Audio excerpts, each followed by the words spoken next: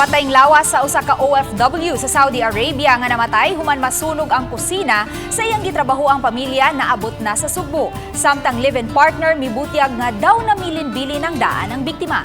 Ani ang report. Para sa mga tungod lagi na wala ko tarang papel.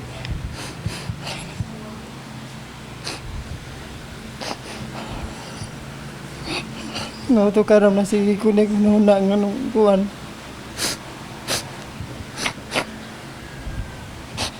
Sakit kayo guys, mabuton kay napakoy saktong papel onda sa ka abroad.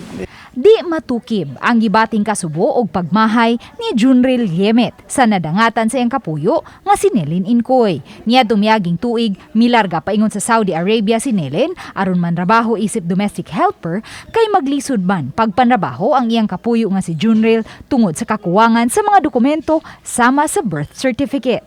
Gani kini ang usa sa ilang gihisgutan usa ka adlaw sa wala pa mahitabo ang sunog dihang nagka-video call silang duha.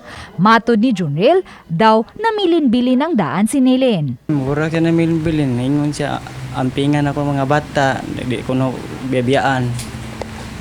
Marta ingon sa kuan, ingon sa kuan na ako ng birth, ako ng lihokon para mga bata na ako na ugma ba. Gihaya na karon sa Luok, Lapu-Lapu City ang patayng lawas ni Nelen, 33 anyos. Niadtong Biyernes sa gabi, naabot sa Sugbo ang patayng lawas o gipaubos gilayon kini sa autopsy. Gipaabot pa sa pamilya ang kopya sa autopsy result. Mapasalamaton ang Banang Incoy sa mga personnel sa Overseas Workers Welfare Administration 7 kinsa maoy mi-assist kanila nga mauli gilayon sa Pilipinas ang patayng lawas ni Nelen. Among gikuan kalong gi-concern karon ang sa kaning iyang insurance kay ang giingon man gyud sa kanang agency nga naa daw kunoy $15,000 nga ihatag kuno. Ang insurance nga gihatag nila karon nga for assistance lang $100,000 ang gihatag nila para sa kanang funeral assistant daw kuno niya.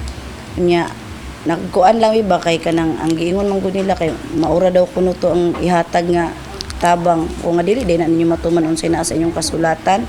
Muna among klarohon kay para pud sa mga bata ba.